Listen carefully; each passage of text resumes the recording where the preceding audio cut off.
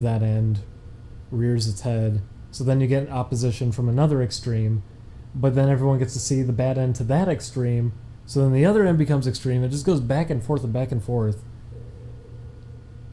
But that's why that sort of started as a thing, because it's like, oh, it's refreshing to have this. It's opposition to being guilted and shit talked for every little thing, every little mundane detail of my life, not being able to even find a joke funny anymore. But then you get into all that, and it's like, oh, okay, well, all these people do is go out of their way to insult people 24/7, start fights all the time, and act just as childish 24/7, and this is all their life is. This is all their existence is to go to a college to get everyone screaming at them, and then walking out with a smarmy expression. That's all their existence is.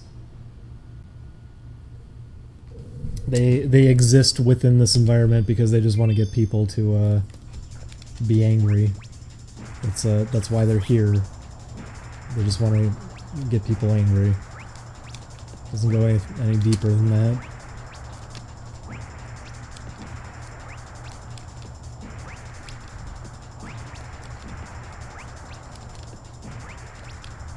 It's a shame too, because it was like an enticing thing at the beginning of all that, because it's like, oh, you know, they're actually saying things that make sense, because yeah, when people are thinking purely through extremism, often none of it does make sense. It's just stupid. Hey, I got him. Oh, money! Give me the fun. That was close. I almost went off the cliff. Because yeah, extremism usually defies logic. It's just acting out specifically just to justify your own end. You're going to shut out facts completely just to insist upon yourself being correct. So yeah, that makes sense, because logic will come up when you're hearing the opposition to that from another extreme. You'll hear the logical end of it, but then you'll also hear the crazy end of it, and that's why it's enticing at first. Then you realize that these people are just as crazy.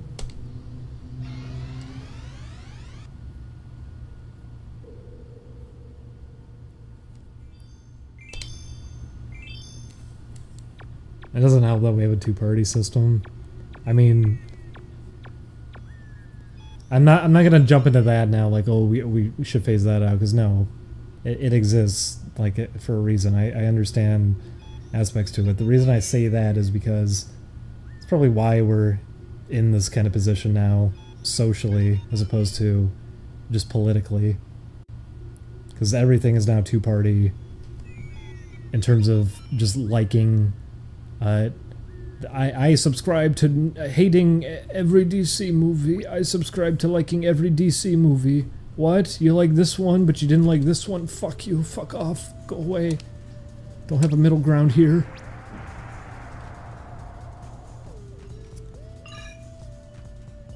Being able to weigh in both pros and cons should not be frowned upon. I don't think that does any help towards that either. It means you're actually thinking. It means your brain's actually operating. It means you're stopping and actually thinking something out, and realizing that no, things are not just 100% good or evil. There's also that end of it too. Evil's subjective anyways.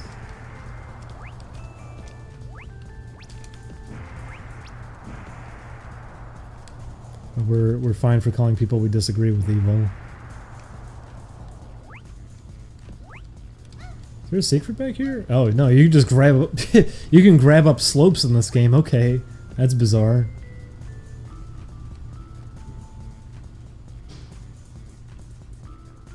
That was a scary sound outside.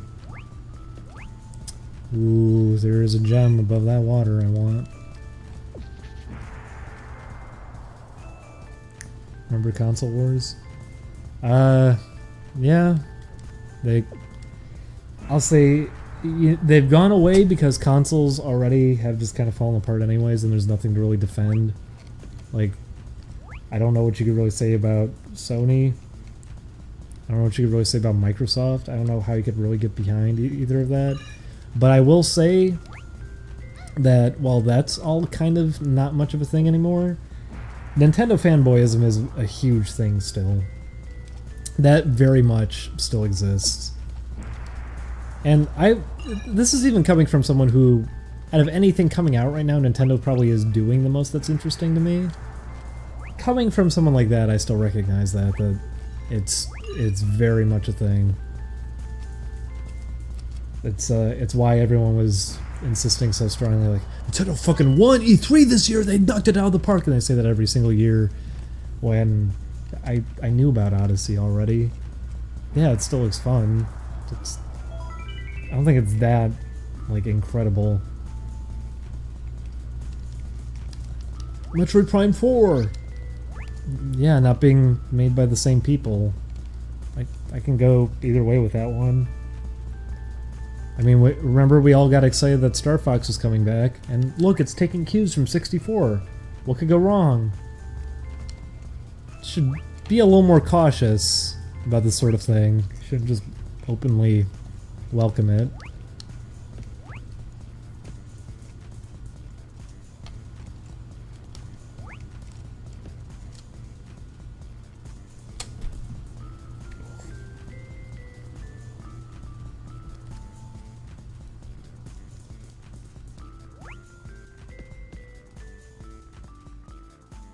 Actually wondering what I'm supposed to do with this one now. Let me just grab the slope real quick. It's really bizarre. I wonder why they made that decision. I do like that the water splashes when you do that.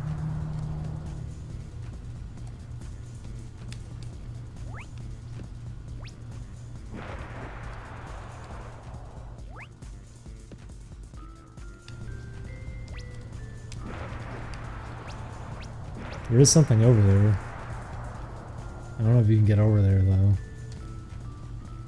Do I have to blow this up or something? Those explosion sounds are actually really satisfying.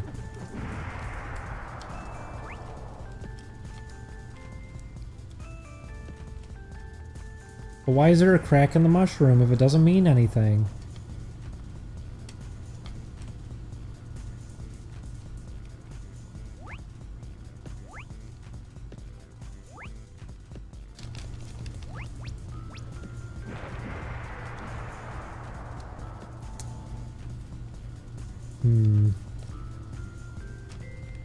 I miss Redial.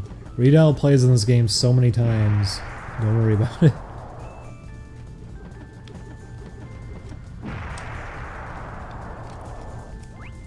I think going in the tree takes you to the top. We'll see. I do hate that kind of thing. I hate where it's like, oh, does a door necessarily work as an exit? Yep, you're right. It's just a teleporter. I would not have guessed that. I was paranoid that that was the exit. I guess if there's arrows pointing to it, that's supposed to represent exit.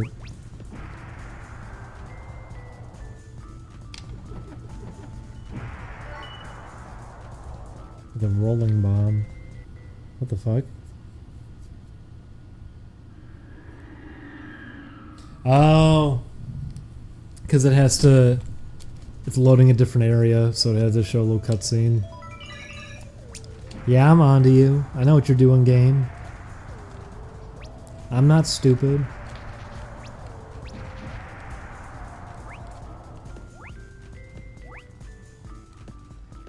I wanted to play Saturn Bomberman at one point. I like that one Saturn Bomberman game where it's the really weird, you can like move freely in it, and you have health meters. So it's like a fast moving Bomberman game with jumping and everything. I remember that one actually being pretty cool. I remember it being a little bit of fun. I forget which one that one is though. Oh, hear you. I like Mario 64 DS. I like things about it. Overall, I still had a lot of fun with it because it's portable Mario 64. But it is also obviously very much a downgrade just because no analog controls. Having to play as Yoshi is really stupid. I don't know why they did that. It could have been cool having 4 characters if they actually, you know, had more purpose. In a game like Mario 64, you don't want more limited movement. There's no reason you want to play as Yoshi, there's no reason you want to play as Wario.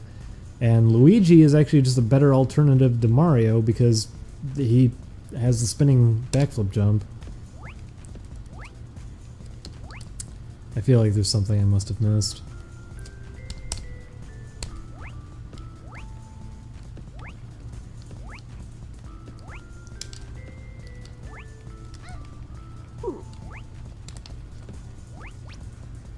Look, it's still grassy in there.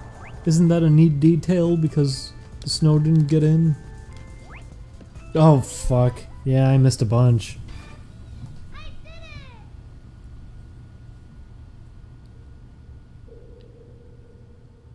How would you not want to be Wario? Oh, I didn't see the level name as Primus.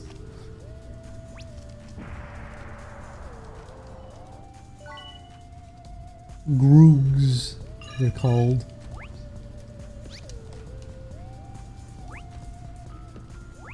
Get out of here, you Groog. Oh, I got grooged.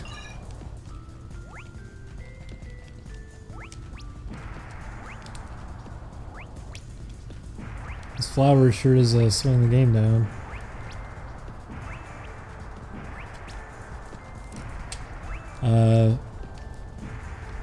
If I'm gonna be drinking coffee, it has to be like a mocha latte or something.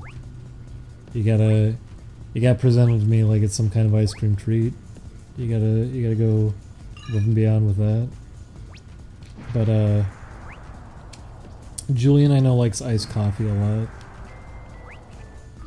He always wants a lot of caramel in it.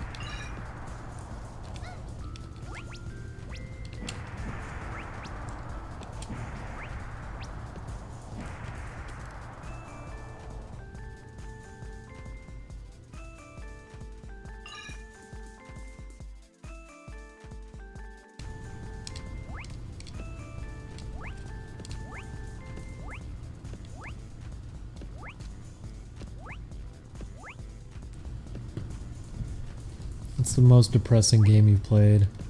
Okay, listen, that's a vague question.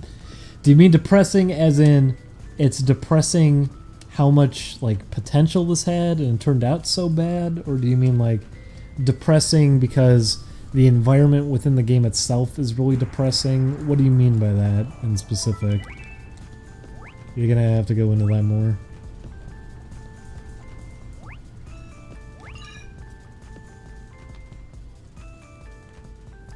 Oh god, I just got blown up. Both. But you're probably not gonna get both out of something. In terms of it had so much potential, I'm really depressed by this. Gee, what's the... I feel like there's a really good example of that. Armacrog, I remember, was doing that for me.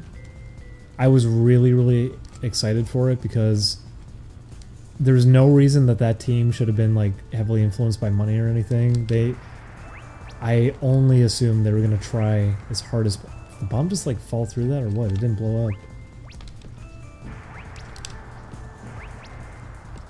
Huh.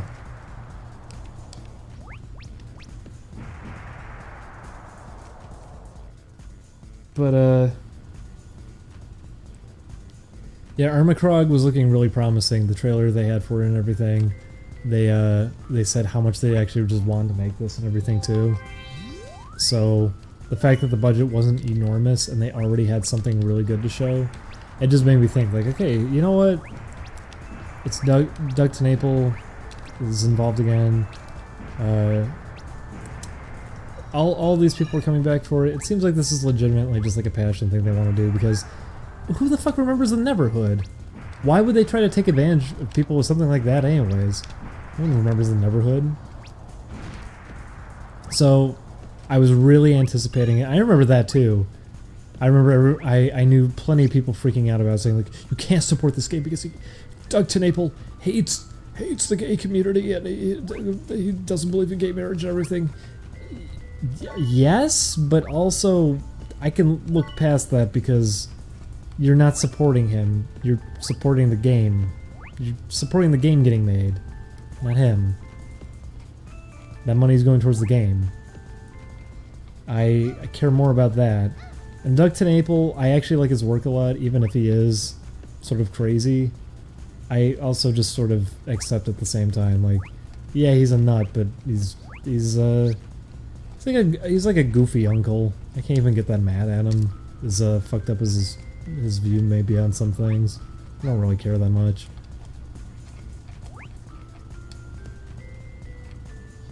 Oh, you can just end the level here? So, I was wondering if it was gonna be like a secret passage. But no, Armacrog was not good at all. That was the problem. It seemed like it was gonna actually be a legitimate passion project. Everyone involved was gonna really be trying, giving it their all. Probably even just putting in money from their own pocket, honestly. It came off that way. And despite all the drama and people saying like, no, don't back this, it barely got funded. And I was hoping like, you know, considering it's probably a passion project, I bet it's gonna be alright. I bet it'll be an okay game. No. No. It's one of the most transparent examples I've ever seen of just rushing a game out because it's like, okay, we missed the deadline, we had to delay it. Just shit it out, whatever. They put an inflated price tag on it.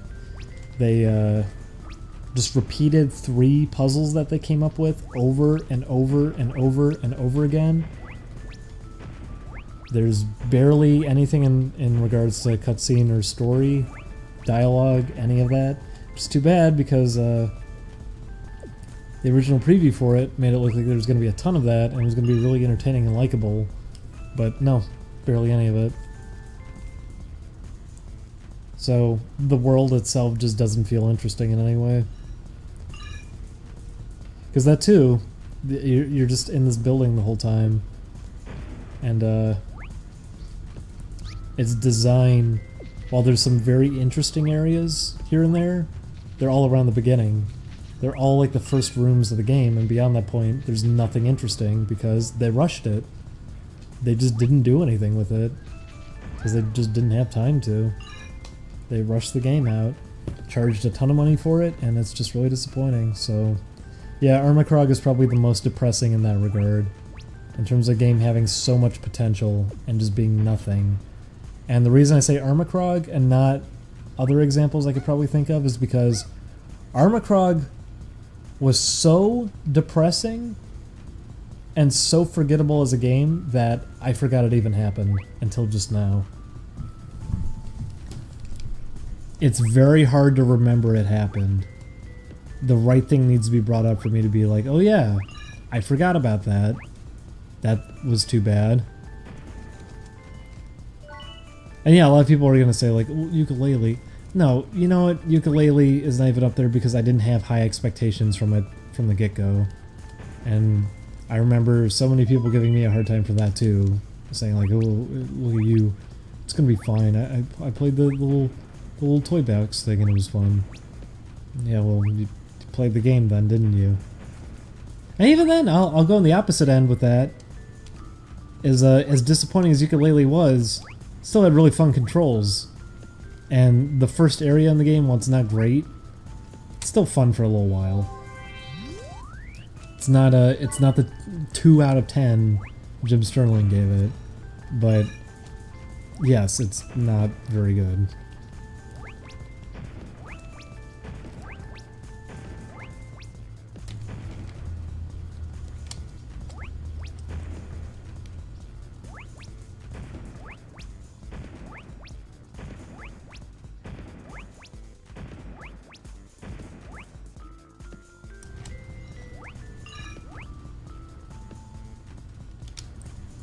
Man, Armacrog was really depressing.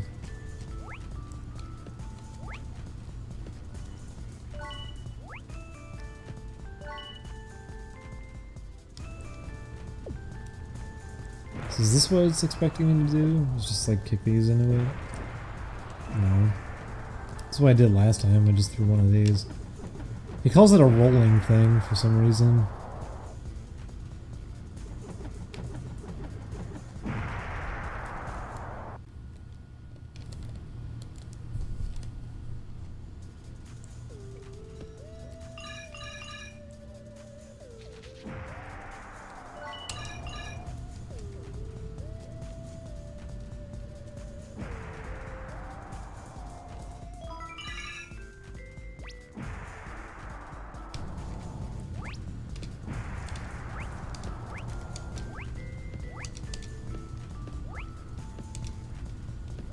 People here didn't make me depressed. I'm always depressed. No, people... I don't know, people expect that sort of thing from me anyways. People always think I'm super depressed, but I'm usually not. It's just kind of accepting where things are at. That's why I get irritated by always hearing the whole pessimism thing. Because it's like, listen... I know about these things directly. Some of these things I get to witness firsthand. Stuff I was mentioning earlier, it's why that game coming out is going to be so disappointing to me. Because I know almost everything about it, because I got to witness it from the inside. Okay, I understand all of this. It's why I'm depressed about it. It's not just coming from nowhere. Typically, if I'm going to talk about something, I at least want to have some knowledge on it. I'm not gonna just blindly talk about something I know nothing about. And if I am, I'm gonna try to say very little, and I'm gonna preface it by saying that I have not experienced it firsthand, so I'm not too sure. I can only go off what I've seen.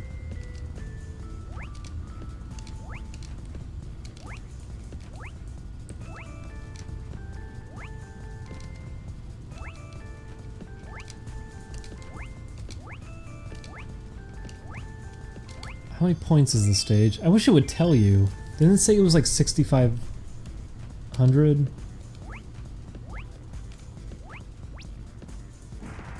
Better not be 6,500. It's 50 away. It's 50 away. It's 50 away.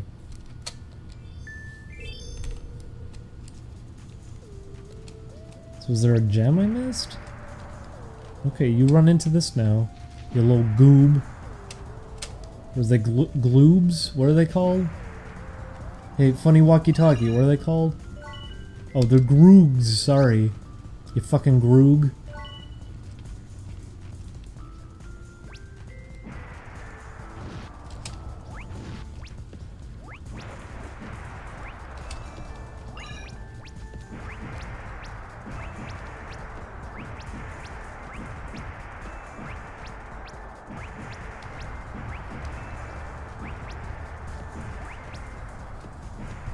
Yeah, Empai talked about it. I think I said all I need to say about that.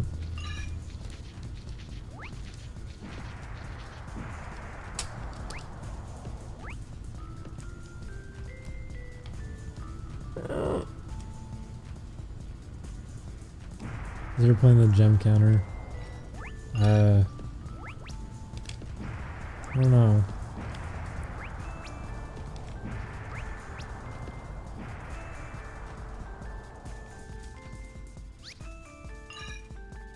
Hope the stream's been going okay. I'm making good progress on the game. It's been a weird stream. I don't know.